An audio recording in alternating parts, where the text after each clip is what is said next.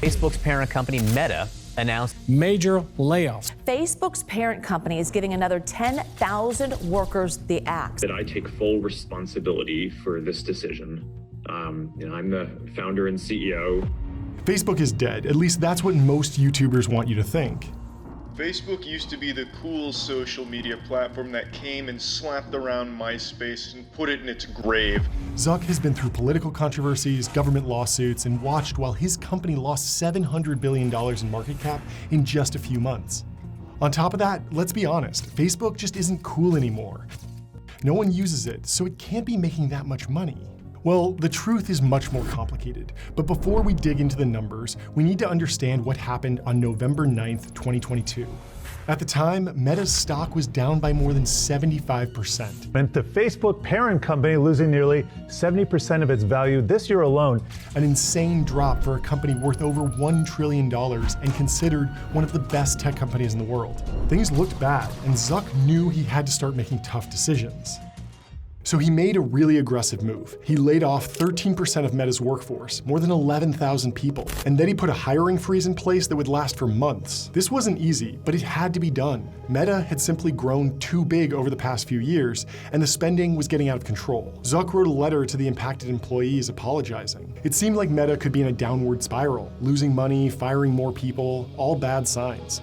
But then something remarkable happened. The company's stock price started climbing and went on one of the greatest rallies in tech history. Over the next 9 months, the stock appreciated by 270%. Mark Zuckerberg personally made over $80 billion, and the company was once again worth nearly $1 trillion. It's an incredible comeback story, but those November layoffs were just the first piece of the puzzle. There are actually 10 important reasons why Facebook lives on, and you should never assume Zuck is down for the count. Let's go through them one at a time. The most obvious reason that everyone likes to hate on Facebook is that the site just feels dead. Plenty of American millennials will tell you the same story. They loved using Facebook in college, but over the past few years, the site has become complete junk and they don't check it anymore. I'm certainly in that group, and even though the narrative feels true, the numbers tell a very different story. See, Meta as a whole is still growing their overall user base, and the metrics are staggering. 2.93 billion people use Meta products daily, and 3.71 billion people use their services monthly. And those numbers are still growing by tens of millions of people. Now, to be fair, a lot of that growth is coming from Instagram and WhatsApp, but not all of it. Facebook proper, the blue app that feels totally dead, is still growing. Most recently, they added 16 million users to hit 1.98 billion total daily active users.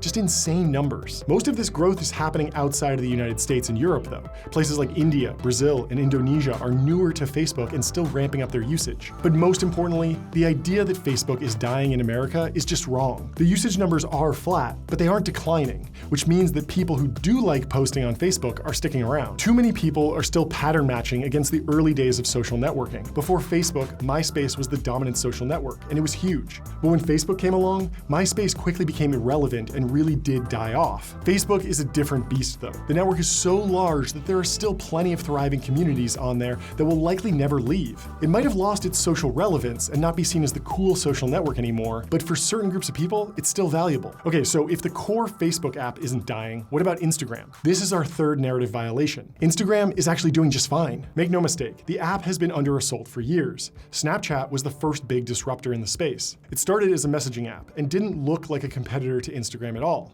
But when Snapchat rolled out stories, it became clear that Instagram had a real competitor. Disappearing stories had a unique value proposition compared to Instagram. They were ephemeral, so you didn't need to think so hard about what you would post. Photos and videos would go out to a smaller audience, usually just your real friends, and then disappear after 24 hours. If you didn't look perfect in that photo, who cares? Instagram had been taken over by professional models and influencers who would spend hours taking photos with expensive cameras and perfect lighting. The average person just couldn't compete, so they started to feel less confident about posting on Instagram. Snapchat offered a return to the casual posting that drew people to Instagram in the first place, but that made it a threat. Snap's valuation was climbing into the billions, and Zuck was starting to get worried that the company would be a real threat. Now, Zuck had a playbook for dealing with these pesky upstart social networks. He'd just buy them. In 2012, he bought Instagram for $1 billion, and then 2 years later, he'd bought WhatsApp for an insane $16 billion. But that playbook was getting stale. First off, the CEO of Snap, Evan Spiegel, was already a wealthy guy. He didn't need Zuck's money. And more importantly, I think he liked the idea of going toe-to-toe with the biggest name in social media. The government was also complicating things for Zuck. The Federal Trade Commission had gotten really aggressive about policing big tech companies. Every acquisition would go under the microscope, and most would have to deal with complicated lawsuits. So buying Snap was off the table, and Zuck was left with only one option: copy Snapchat's killer feature, Stories. In August of 2016, Instagram added disappearing stories to the app. The launch was widely criticized. Hardcore Instagram users didn't like how the app was changing, and lots of people thought it was anti-competitive for Zuck to copy a rival company. But like it or not, the plan worked. They didn't kill Snapchat, but they hurt them pretty seriously. One report showed that Snapchat's growth slowed 82% after Instagram Stories launched. Basically, if you were on Instagram, you now didn't need to go to Snapchat to watch stories, so the app could keep on growing. And it did. Instagram now has over 2 billion monthly active users, and Zuck was able to repeat this playbook when TikTok started pressuring them, which brings us to our fourth narrative violation. Everyone thinks TikTok is going to single-handedly dismantle Zuck's social media empire, but that's simply not true. TikTok is wildly popular. The app has 1 billion monthly active users and has clearly captured the social relevance that Facebook and Instagram used to dominate. It's the cool app right now, but Zuck has been aware of the TikTok threat for years. All the way back in 2016, Zuck tried to buy Musical.ly, the predecessor to TikTok, and when he couldn't, he launched a directly competitive app called Lasso in 2018. The acquisition almost went through. Even though Musical.ly was pretty small by Facebook standards, they had a strong foothold in China, and Zuck wanted to expand there. Back in 2016, China wasn't the geopolitical hot topic it is today. Every big tech CEO saw China's massive population and their staggering economic growth as a huge opportunity. Getting Facebook products into China would be a great new engine of growth for the company if they could pull it off, so Zuck started pursuing the deal. Most tech CEOs would just dispatch someone on their team to go figure out China, but not Zuck. He became obsessed with the problem and took some really aggressive measures. He learned Mandarin so he could speak directly to business leaders and government officials in China. He also visited the controversial Tiananmen Square and went jogging with Chinese Communist Party officials. No tech CEO would do something like this today. It's just too politically complicated. But back then, it was worth a shot. Zuck invited the founder of Musical.ly, Alex Zhu, to visit Facebook's Menlo Park headquarters. He also flew his team out to Shanghai to tour Musical.ly's offices there. But the deal fell through, probably for political reasons. And the two companies have been fighting it out in the short-form video market ever since. Once Musical.ly had rebranded to TikTok and really started blowing up, Zuck knew he had to do something to stem the bleeding, so he ran the Stories playbook all over again. Instagram launched Reels, a direct TikTok competitor, in August of 2020, and the usage has been growing ever since. It took a few years to really have an effect, but recent data shows that TikTok's growth is basically plateauing. Now, there's always a risk when these new features launch. They could cannibalize app usage, and overall time spent on the app could basically be flat. Every minute spent on TikTok is a minute not spent on Instagram, so it's really important that Zuck's plan actually expands Instagram's usage. But that's exactly what's happening. Reels is growing like crazy and only increasing the amount of time people spend on Instagram. And at the end of the day, the thing that matters most is revenue. Instagram Reels will only be a success if it can make lots of money, but that plan seems to be working. Zuck announced that Reels is making $3 billion per year, just shy of the $4 billion TikTok made in 2021. The key thing to remember here is that Zuck's goal is not to kill TikTok outright. Well, maybe it is, but he doesn't need to do that to be successful. He just needs to stop Instagram users from switching over to TikTok, and it looks like the plan's working. It's not just Facebook and Instagram that are bolstering Meta's resilience, though. Zuck also has a complete sleeper app that most people forget about, our fifth key driver, WhatsApp. When Zuck paid $16 billion for WhatsApp in 2014, everyone thought he was crazy. After all, the company had just 55 employees at the time. But since the acquisition, WhatsApp has turned into a monster with more than 2 billion daily active users. It's not as flashy as TikTok or Instagram, but it's steadily growing in terms of popularity and influence. As big social networks become increasingly driven by algorithms, it's harder and harder to connect with people you actually know. Lots of people who use social media apps never post at all. In fact, back in 2021, a study found that just 25% of Twitter users produced 97% of all tweets on the site. If you're just an average user, it's hard to keep up with people whose job it is to create content. But WhatsApp helps bridge the gap for billions of people. They can connect with people on an individual basis, or hang out in smaller, trusted group chats where no one is getting paid to post. The smaller social networks that pop up on WhatsApp are extremely sticky and keep people using the app for years. It's the last real place to check in with your close friends on a regular basis. No algorithms needed. These three core apps form the backbone of what Meta refers to as its family of apps. They all have billions of users and collectively help produce over $100 billion in revenue every year. But this revenue comes from ads, and Meta's ads business has been under assault for the past few years, which leads us to our 6th narrative violation. On September 16, 2020, Apple officially released iOS 14. To most consumers, it was a pretty boring update. The biggest addition was home screen widgets, a feature that had been available on Android for years. It also made the incoming call notification a bit smaller. Not exactly groundbreaking stuff, but down the road from Cupertino, Zuck was sweating in his Menlo Park headquarters. See, behind the scenes, Apple had just thrown a massive wrench in the trillion-dollar online advertising industry.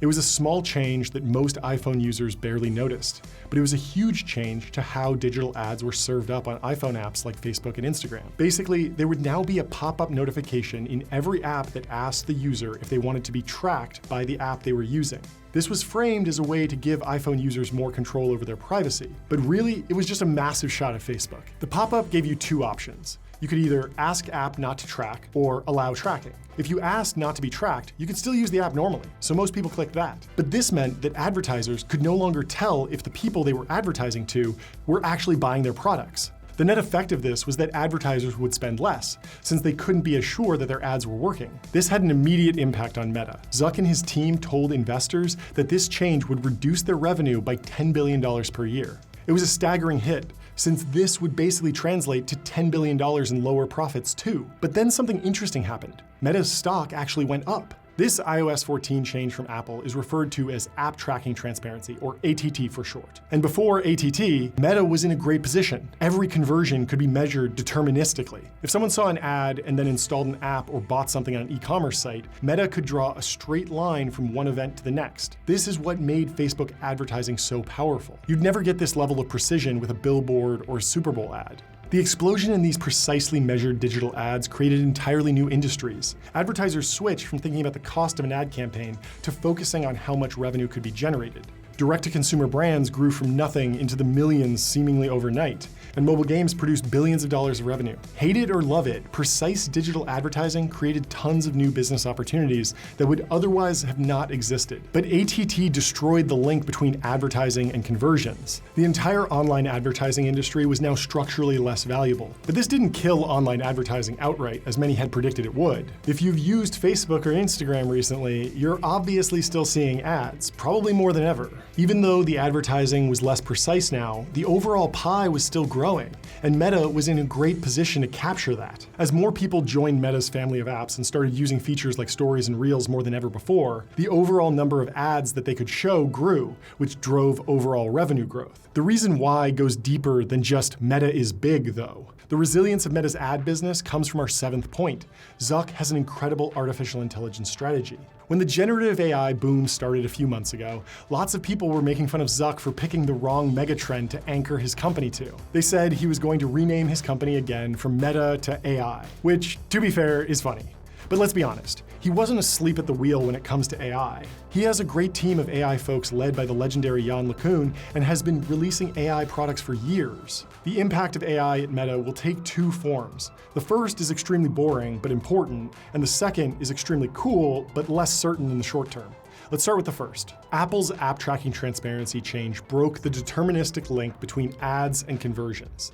The solution to this problem is clearly artificial intelligence. AI is fundamentally probabilistic. It's just a bunch of data crunched together to approximate statistical outcomes. But that's perfect for targeting advertisements in a world where you have imperfect data. Just like how the TikTok algorithm feels scarily good at predicting what you want to watch next after using it for a few hours, Meta is implementing the same technologies to predict what advertisements you are most likely to click on. This can backfire though.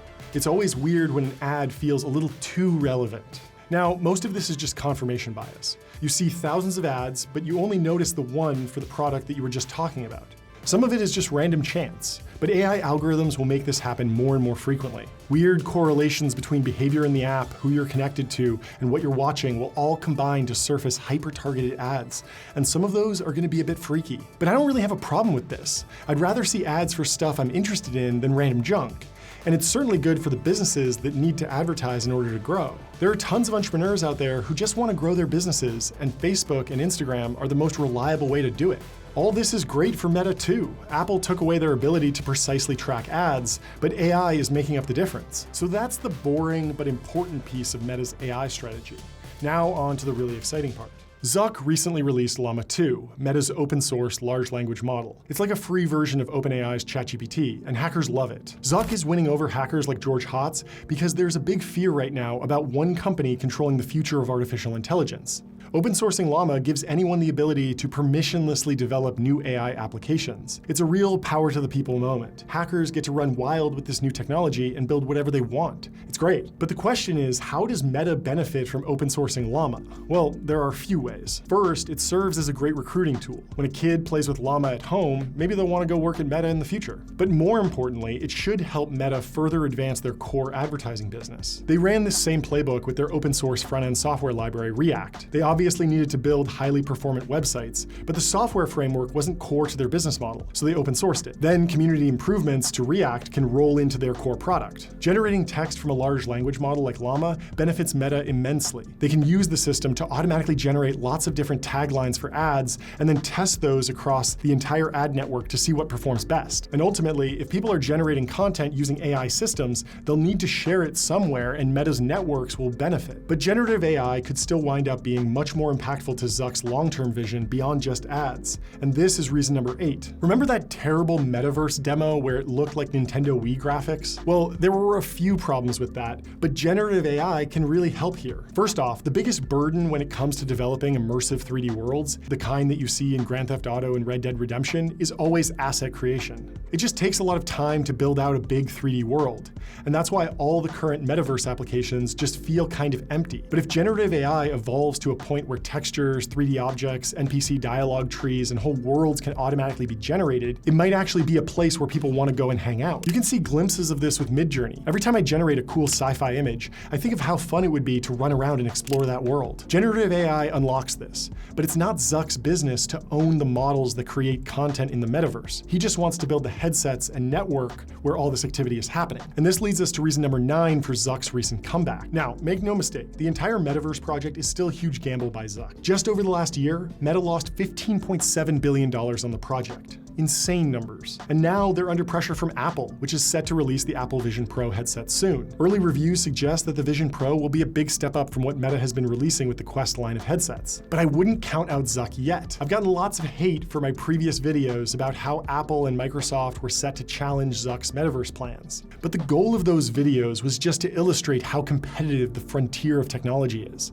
It's always a knockout drag-out fight, and Zuck isn't giving up anytime soon. Even though Meta is losing tens of billions of dollars developing new VR headsets, the game is far from over. The Apple Vision Pro will cost 10 times as much as a Meta Quest, and Apple will likely struggle to manufacture these things for the first few years. In order to ship the Vision Pro with such an ultra-high resolution screen, Apple has basically had to scale up a benchtop production process that is still extremely low yield. That means that they won't be able to mass produce these headsets quickly, and Meta will have time to potentially catch up. Even though Meta is losing tens of billions of dollars every year on the metaverse initiative, the company still produces more than enough profit to cover those losses. Zuck actually believes in this thing and is willing to see it through to the finish line. And that leads us to our final point. Zuck is a relentless competitor, and he's really in charge at Meta. His biggest competitor in the online advertising industry is Google, and they haven't really been able to ship anything new in the past few years. Zuck, on the other hand, is able to move extremely quickly still. Consider Threads. It's still too soon to see how the service will pan out, but it shows how aggressive he can be when he gets competitive. He saw an opportunity to steal some of Elon's market share,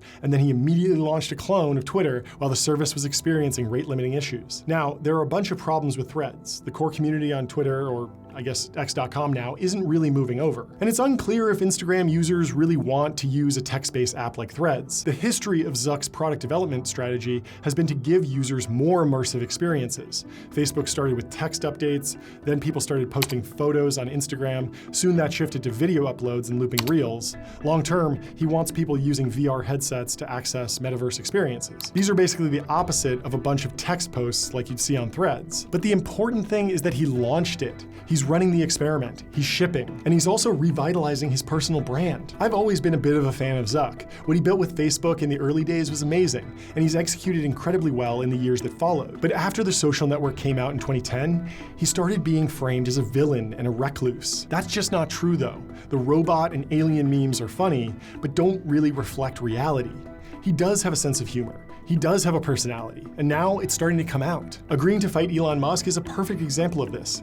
Zuck is starting to have fun and show people that he's more than just a quiet tech CEO. Who knows if the fight will happen? I personally hope it does because it's weird and funny and awesome, but even if it doesn't, I think we'll be seeing a different side of Zuck for a long time to come. And if you want to know more about Zuck's business strategy, just watch this video next. Thanks a lot.